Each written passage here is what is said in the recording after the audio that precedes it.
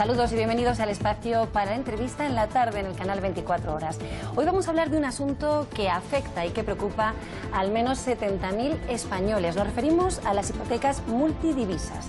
El Tribunal Supremo hace unos días ha establecido que este tipo de hipotecas están nulas de manera parcial. La nulidad parcial de este tipo de hipotecas por su falta de transparencia. De modo que las personas que durante los últimos años hayan estado pagando, por ejemplo, en yenes o en francos suizos, podrán reclamar la devolución de parte de esos pagos si demuestran que hubo falta de transparencia. Para aclarar todos los puntos de este tema, que es algo técnico, nos acompaña Santiago Viciano, que es socio director de Lean Abogados. Bienvenido, señor Viciano. Buenas tardes, Carmen. Muchas gracias por la invitación y la oportunidad. El propio Tribunal Supremo habla de estas hipotecas multidivisas como de un producto complejo.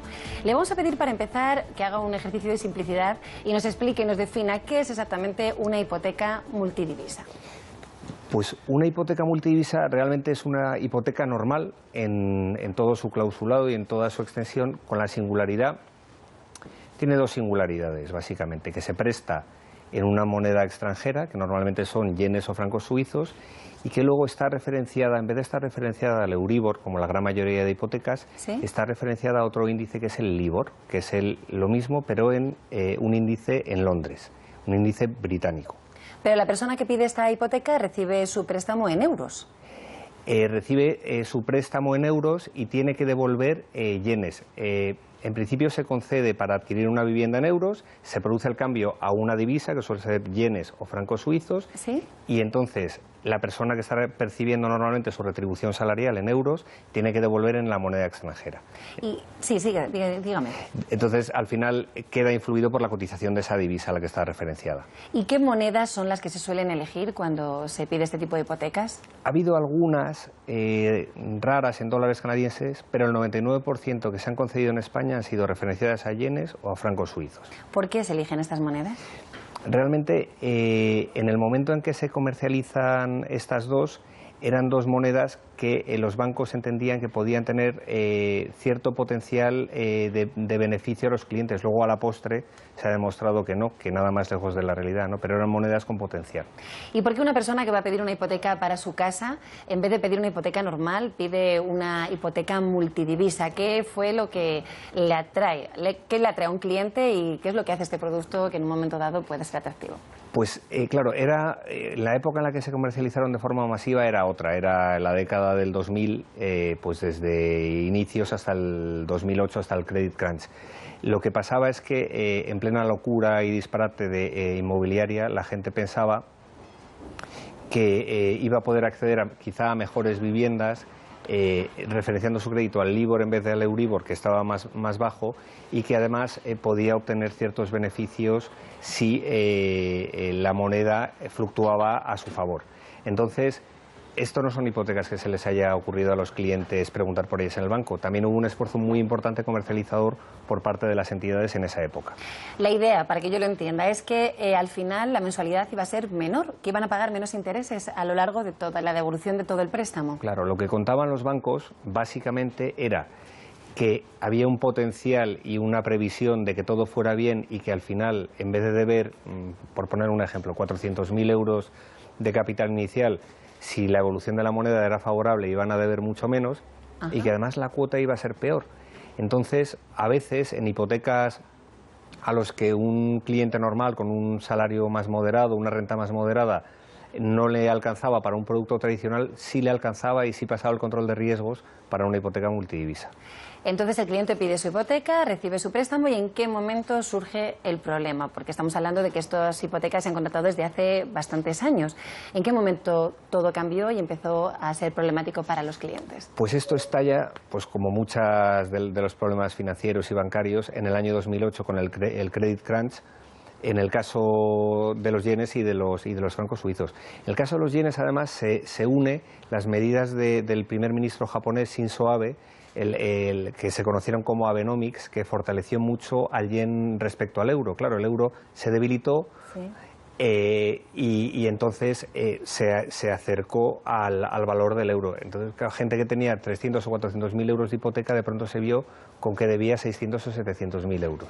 ¿Cuál es la mayor cantidad que ha visto usted que le haya ocurrido a un cliente que haya tenido que pagar por encima del préstamo que pidió? Porque nosotros hemos conocido casos en nuestra documentación para la entrevista de 100.000 euros más de lo que pidieron, de lo que recibieron de préstamo, pero ¿hay todavía cantidades mayores? Sí, nosotros hemos recibido una sentencia recientemente que ha tramitado nuestro despacho en la que se había aumentado el préstamo más de 500.000 euros. ¿Más de 500.000 euros? Más de 500. ¿Y en qué momento se percata el cliente de que eso le está ocurriendo? El cliente, con las liquidaciones que le van llegando, va viendo. El cliente muchas veces desconoce que diariamente le puede variar la deuda o el capital que tiene con el banco en función de la cotización de la moneda, ¿no? Ellos, muchos de los que firmaron, pensaban que sí podía variar la cuota, pero no el principal, que el principal se mantenía estable. Normalmente se dan cuenta cuando empiezan a ver estos extractos que les llegan a casa, lo que pasa es que se sienten muy atrapados, ¿no? Hasta esta sentencia que ha salido, la sensación ha sido pues de cierta cautela, y ahora pues parece ser que sí se va a poder reclamar con más seguridad.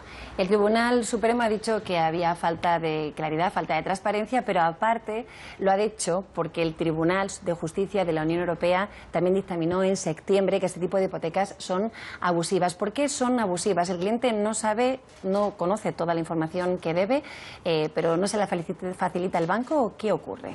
Claro, la evolución judicial ha sido de reclamar sobre la base de error en el objeto o vicio del consentimiento a cláusulas abusivas que tiene cierto parecido con las cláusulas suelo. Esto no es un concepto que resulte sencillo de entender. Vamos a intentar entenderlo, ¿no? ni de explicar tampoco, Carmen. Bueno, la cuestión es que... ¿El banco qué ofrece? Cuando llega el cliente, ¿el banco qué le ofrece y por qué está abusando en cierto modo de ese cliente? Vamos a ver, el banco no tiene que ser proactivo y no tiene que comercializar entre una multitud de clientes que son consumidores, que tienen un conocimiento medio de consumidor, un producto tan riesgoso como este. Para adquirir, sobre todo su primera vivienda, es la inversión más importante que hace un consumidor a lo largo de su vida. Uno puede comprar un coche o puede invertir en acciones o en ahorro, pero realmente la inversión que hace cualquier consumidor medio es su vivienda. Entonces los bancos han recomendado a los consumidores que fueran al casino y lo han recomendado proactivamente. Eso, si tú no explicas muy bien al cliente que está entrando con su hipoteca en un casino, que es lo que ha ocurrido... Porque es un producto de mucho riesgo. De muchísimo riesgo, claro.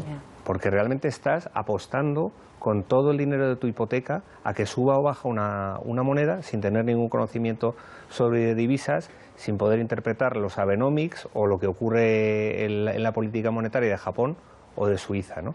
Entonces, claro, hay que seguir un proceso de transparencia total.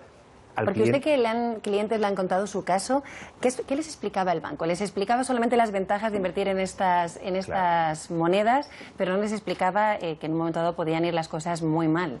Eso es, realmente se explicaban solamente las bondades. Eso está reconocido en muchísimas sentencias, entre otras en la del Tribunal Supremo.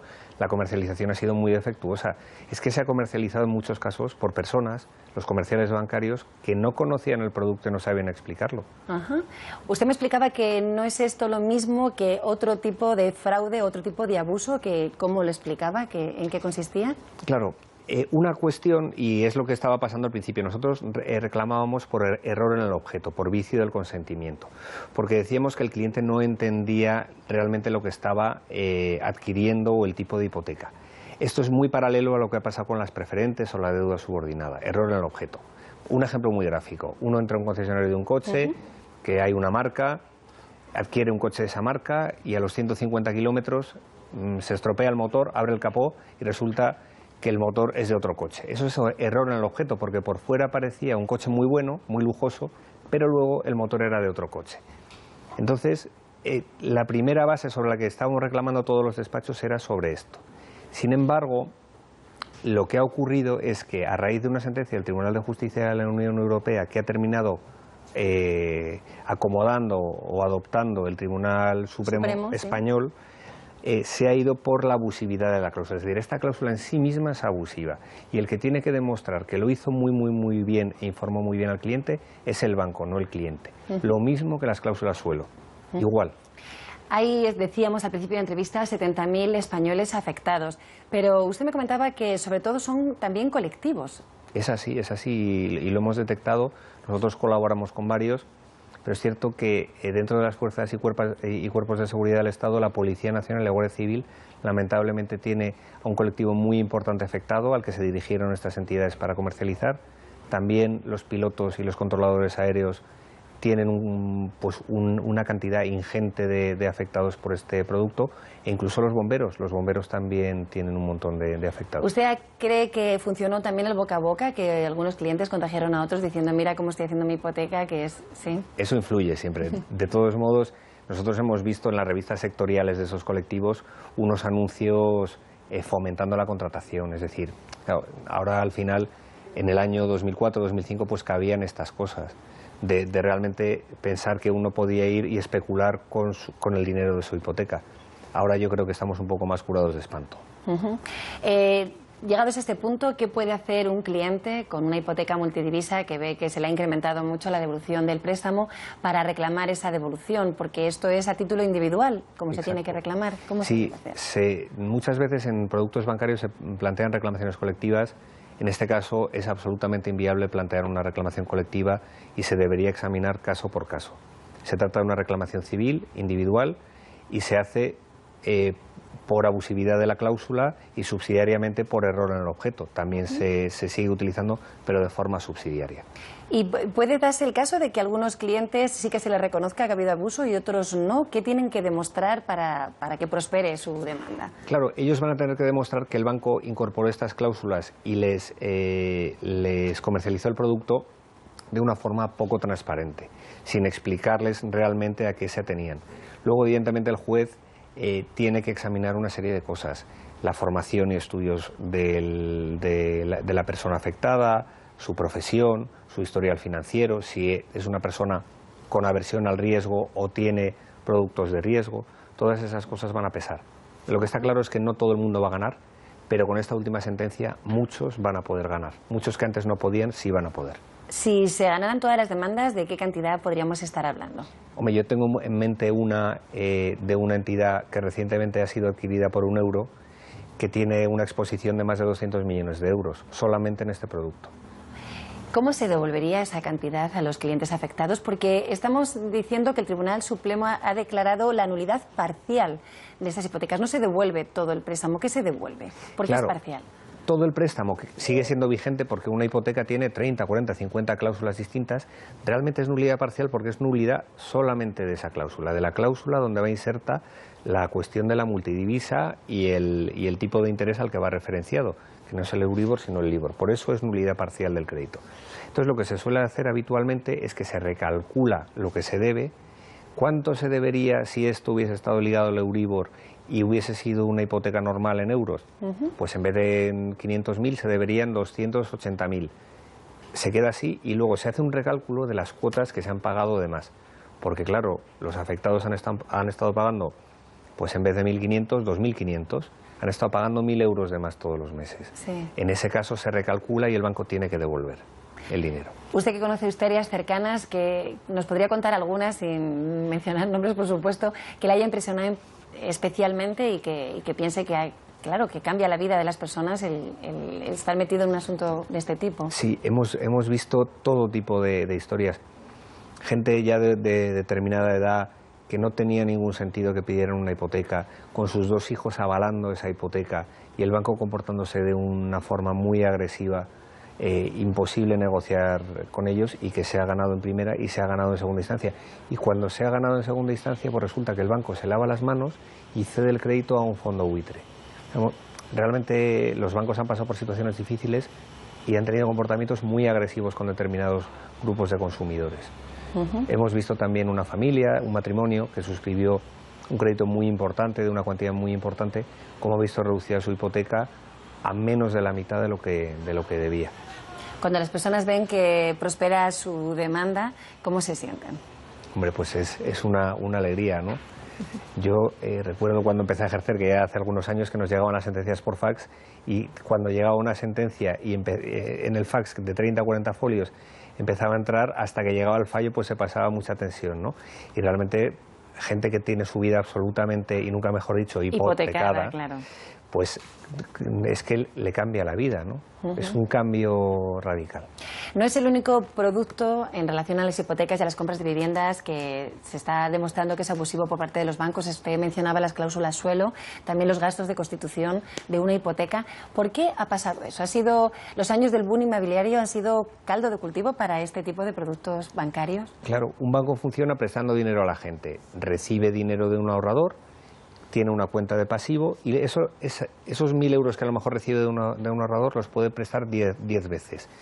Estos 1.000 euros determina el 10% de solvencia que tiene que tener un banco. Cuando presta 10 veces 10.000 euros estos 1.000 euros, si no le devuelven el dinero, esas cuentas de activo que tiene el banco le empiezan a pudrir el balance y ese ratio de 1:10 ha pasado porque prestaron a muchos promotores y a mucha gente que no pudo devolver las hipotecas. Cuando se empiezan a pudrir los balances, los bancos se lanzan a captar dinero para reforzar su capital, porque si no iban a acabar como han acabado muchos de ellos, quebrando, ¿no? Caso de Bankia o muchos otros casos, sobre todo de cajas de ahorros. Entonces se ha comercializado a diestro y siniestro todo tipo de productos tóxicos, quizá no con tan mala intención, pero sí a la desesperada, ¿no? Y sin informar claramente a los clientes sobre la mala situación en la que estaba el banco. Eso ha sido lo que ha dado pues, a un abanico de productos muy sofisticados todos, con unos nombres rarísimos y complejísimos, que los consumidores han acabado pagando. Quizá es excesiva la confianza que tienen los clientes en los bancos. Confiamos demasiado en los bancos, hemos confiado mucho tiempo en los bancos y ese concepto se nos va a cambiar de forma radical porque estamos perdiendo no solamente esa confianza, sino ese prestigio que han tenido siempre. Es así. Nosotros, que hemos asesorado a mucha gente mayor, después de haber perdido todos los ahorros de toda una vida, seguían haciendo caso a la persona del banco. Y es que los abogados somos muy poco de fiar, ya sabes, Carmen, pero nos costaba mucho ganarnos la confianza de los clientes porque sí seguían confiando en los bancos. Es verdad que ahora ha escarmentado muchísima gente. Ha escarmentado mucha gente y han escarmentado también los bancos. ¿Se siguen vendiendo este tipo de productos o va a ser un antes y un después? Porque yo creo que ya todo el mundo está más alerta y también el propio prestigio, la imagen, bueno, y el futuro de los bancos depende de que se confíe en ellos, claro. Tiene que pasar un periodo prudencial de tiempo para que se pueda dar otra cosa de este tipo. Pero es cierto, se ha dado en muchísimos países este tipo de fraudes a gran escala, de malas comercializaciones a gran escala, y son cuestiones que son cíclicas y que se dan a menudo y que ocurren lamentablemente cada X tiempo. ¿Usted qué le recomendaría a una persona que en estos momentos tenga una hipoteca multidivisa? ¿Puede darse el caso de que no haya tenido pérdidas o todos los que han contratado hipotecas multidivisas? Hay gente que han sido más aventureros y han ido saltando de una divisa a otra y ha conseguido ganar. Además de aventureros, muy buenos conocedores del movimiento del mercado de divisas y han conseguido ganar. Son los menos. Y lo que yo recomendaría a un afectado es que viniera a nuestro despacho, desde luego. No, le recomendaría que se asesorara por un buen profesional y que alguien con honestidad le dijera si realmente tiene unas posibilidades ciertas de recuperar su inversión. Sí, porque si reclaman y pierden, ¿qué puede pasar? Pues eso es un tema bastante peliagudo, porque pueden quedarse como están con el añadido de que tengan que pagar las costas judiciales al banco. Las costas normalmente son una cantidad importante, porque las hipotecas son de una cuantía importante. ¿Pero merece la pena arriesgarse? Con prudencia siempre y bien asesorado. Esta vez sí que bien asesorado. Esta vez no, eso no puede faltar. Pues muchísimas gracias por habernos aclarado todos estos términos. Yo creo que hasta yo lo he entendido. Muchas gracias, Carmen. Buenas tardes. Muchas gracias. A ustedes les remitimos al informativo que a las 20h tendrán con Álvaro Zancajo y les despedimos hasta mañana, que tendrán una nueva entrevista con nosotros. Hasta entonces, que pasen una buena tarde.